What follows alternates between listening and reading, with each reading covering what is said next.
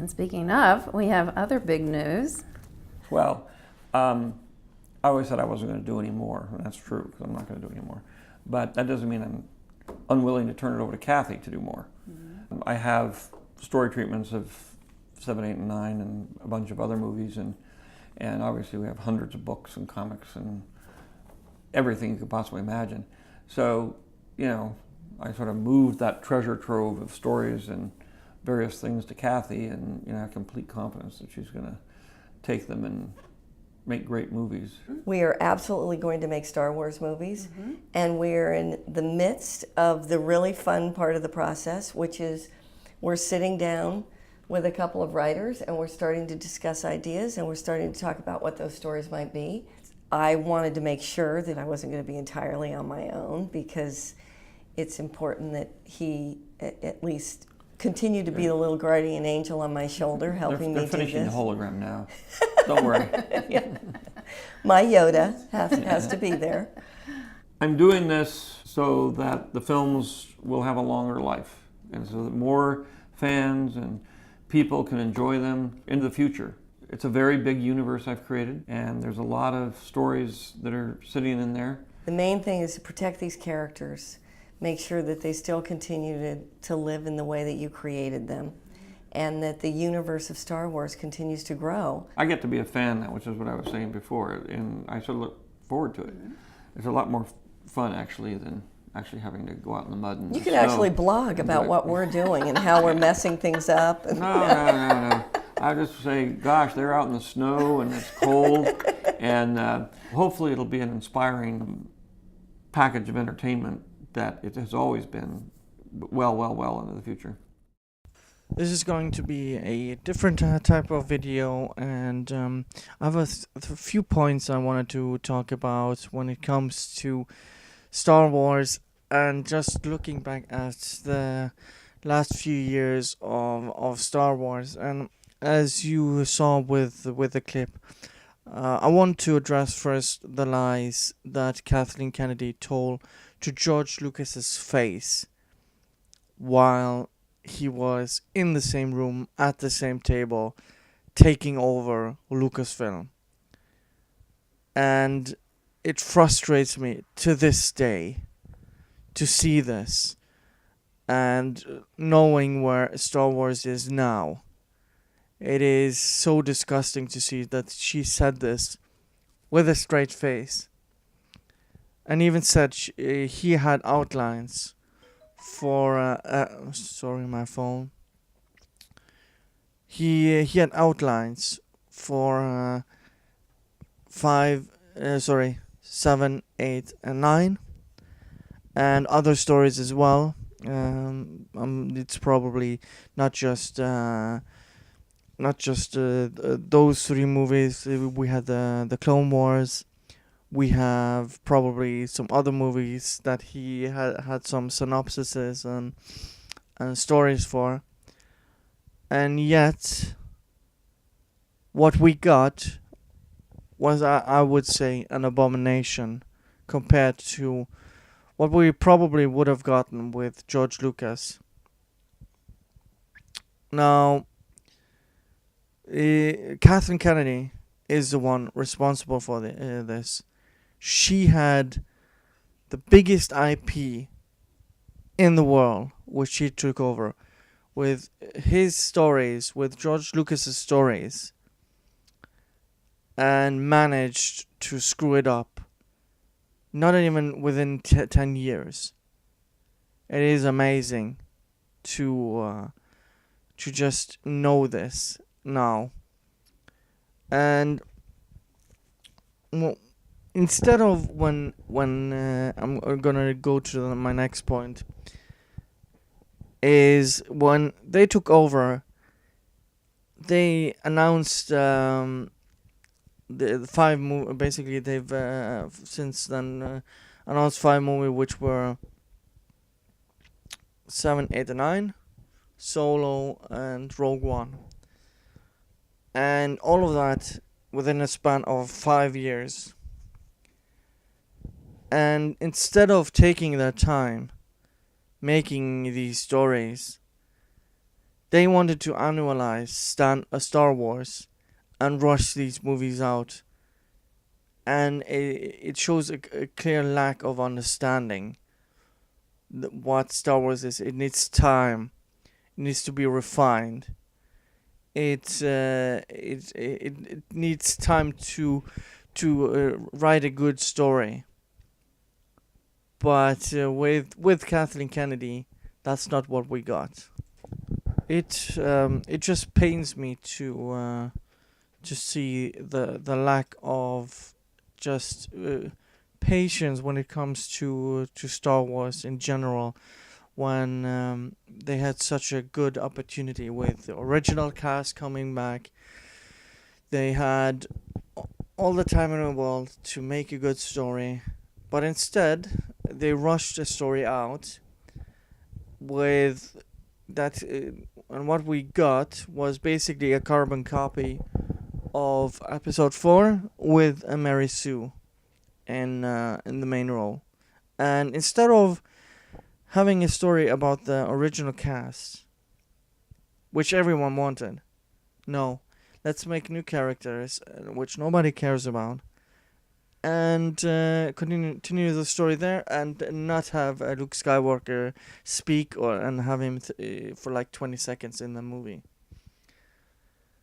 And this comes back to the direction of the entire organization or company of Lucasfilm. The only thing that is going well at the moment is what Dave Filoni is making. He made Clone Wars. They're gonna continue making those now in the future. They made Rebels, which I think is really good TV show, and hopefully also in the future. The jury's still out on The Mandalorian, but I'm really skeptical. But when it comes to just the overall direction of the company, it seems like the Kathleen Kennedy doesn't know what she's doing. So she interfered so much in Rogue One. She didn't interfere at all with The Last Jedi. And she fired Lord Miller like 95% into the filming of Han Solo. And it doesn't seem like she knows what she's doing. Now, Episode 9, the jury's still out. We still have to watch the movie. But I just refuse to give them any more money, because they made it clear they're not. They hate the fans. They've let media run wild on fans, calling them man babies, sexist, misogynist, transphobic, homophobic, Russian trolls, bots, whatever they wanted to use, gamergaters, MRAs, alt-right, all these pejorative and insults you can think of. And it is disgusting to see that this is basically condoned from because she's gone out to basically use the intersectional feminist ideology to her advantage for the media, through the media, when it comes to Kathleen Kennedy's message to the fans. And the writing, the story group, don't know what the hell they're doing. Pablo Hidalgo, who is supposed to be the one who is, I don't know his official title, but he's basically the guy who takes care of the canon of Star Wars. Where was he during The Last Jedi? Where was the writing or the story group, and told Rian Johnson, you can't have Yoda summon lightning as a Force ghost? Where was he when or where was the story group when they just let Rian Johnson again ruin canon with letting Holdo do a suicide attack by going into light speed and basically ruining all of the canon, which makes no sense why they've not done this before. And yeah, the writing has been horrific. They've inserted identity politics into it. And now when it comes to the original cast, it was great to see when it was announced. I really like Luke Skywalker, Han Solo, and Leia as characters, and also the actors behind them, because they made the characters iconic. And what they did to them, it is so disgusting to see. It's basically spitting on what George Lucas created. So you make Han Solo go out. Okay. But how you did it is so stupid. Instead of maybe reuniting them and making Han Solo go out like a hero, he goes out in the most telegraphed way possible, and you don't even make Kylo Ren, his son, he doesn't even look good doing it. And what they did to Luke in Episode 8 is just disgusting. They ruined his character from the original trilogy, and all his triumphs and struggles which he went through there. And Leia, she barely had any character in either movies, and 9 was supposed to be her coming out party, but that's what you get for, again, not planning, not writing, not having patience. Now, you couldn't foresee that Carrie Fisher would die, but again, when you do hastily just kill off Luke Skywalker because you wanted to, that's just stupid.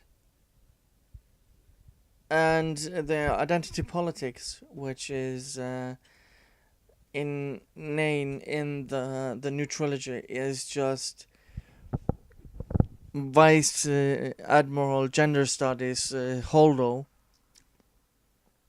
where she's basically the feminist of that movie. She doesn't know what she's doing. She doesn't tell anyone a plan, and in the end she kills herself, which she could have avoided by just communicating. And then you have Rey, and also the amount of diversity in movies. Now, in Rogue One, I didn't mind it, but I noticed it. I also noticed it in Han Solo, and in The Last Jedi, and The Force Awakens, where you basically have you're removing white males because it's not diverse, because white is not diverse apparently. Why don't they tell this to the movies being made in Africa, India, or in Hong Kong or China, for example? Nobody's telling them to be more diverse. Yet when it comes to Hollywood movies, everything has to be diverse. Basically, everything has to be anti-white. And of course, there was a reason for the new protagonist, Rey, being a female, because they wanted to marry Sue in the main role. Force Awakens, I made several videos on and streams on this. Rey is a Mary Sue because she has no struggles in either movie she's in. She basically gets edited to be a Mary Sue in The Last Jedi twice, in the Fight in the Throne Room, where one of the knives disappear in mid-fight, and then when he's holding the knife to her throat, she just drops the lightsaber, and instead of cutting her throat, she cuts his throat. The throne room fight was a disaster when it comes to choreography. Visually, again, The Last Jedi is stunning. The cinematography is awesome, but being superficially great to look at isn't enough. And this comes back to planning. From the 7 to 8, there was no plan, and it is clear that there was no plan. I'm gonna play the clip at the end of the video that just shows how lazy and how little planning there was for The Last Jedi, to prove my point. Because Rian Johnson used basically like 90% of his first draft for The Last Jedi, and it's telling. It is telling. And this is, I may sound very serious, but it's just sad to see a universe and characters that I used to love that have basically gone down the drain because lazy writing, no planning, and identity politics ruining something that was awesome. A universe that was almost limitless in its storytelling. And what really gets me is they ruin the Skywalker saga and everything that happened in Episode 6, defeating the Empire.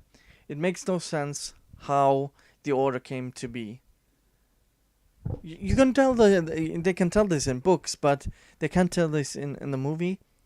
You have to give a reason why the New Republic doesn't have an army, and how the Order is just so they can build a planet weapon that can blow up several planets, and nobody notices or can do anything about it. Or they have such a military might that the resistance is nothing to them. And so, again, this goes back to writing where they just ruined Episode 6 and what comes after it. Yeah, I don't know really much more what to say, but those are my opinions of why I think the Disney movies have failed completely. I still think Rogue One is the only good movie they've done.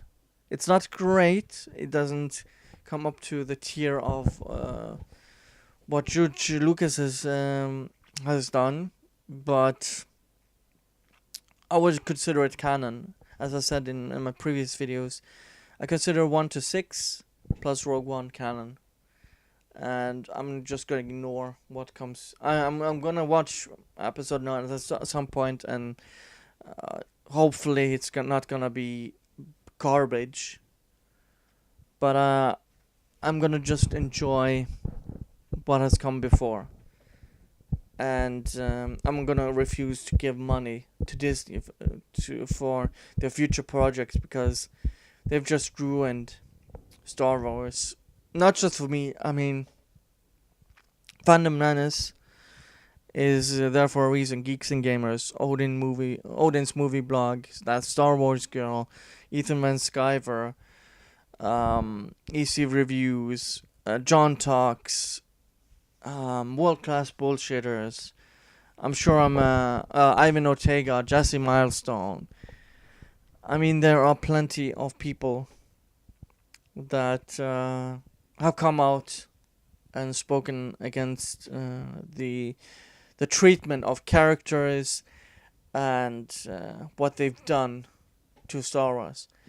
I mean, people don't want to be hating on Star Wars. People love Star Wars. It's the biggest IP on the planet. You have games, you have comic books, you have books, you have art, you have TV shows, you have movies. People don't want to hate on Star Wars. because people love Star Wars. And what they've done to this IP is horrifying to see. It's probably going to be a case study in the future of what not to do when presented with a big IP. I'm going to leave you with this video of Rian Johnson and why the new trilogy has been ruined with everything I've said to prove my point. Anyways, enjoy.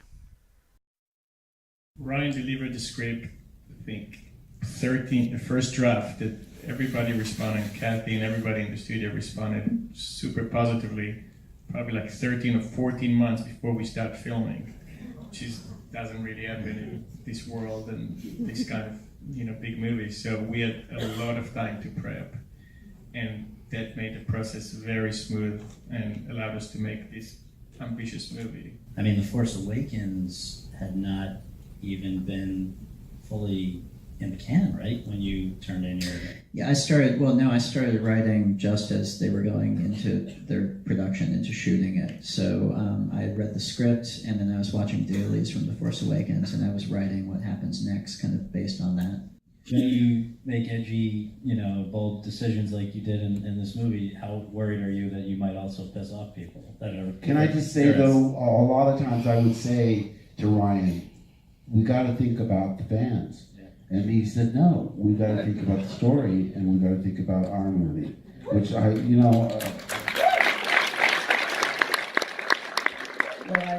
Having grown up as a Star Wars fan for myself for my entire life, and having been on the other side of that curtain for the majority of my life, I know firsthand that how passionate Star Wars fans are. I know that every Star Wars fan has a list of stuff they want and don't want from all of these movies, and nothing's going to line up with that. But that's not to poo-poo that, and even hatred from the fans comes from a place of deeply caring about it and of passion, and so I'm never going to dismiss that. And obviously, you don't want people to not like the movie. I was talking with Kathy, and I was like, if you're interested in it, the most interesting thing to me is a new story, a new trilogy, and kind of the canvas of one story told over 3 movies, and let's go new places, let's meet new people, let's tell a new Star Wars story and see what we can get. And she was really excited about it. So, that's what we're looking at. promise me there'll be no more Death Stars. More Death Stars, I promise. No more Skywalkers either. Yeah.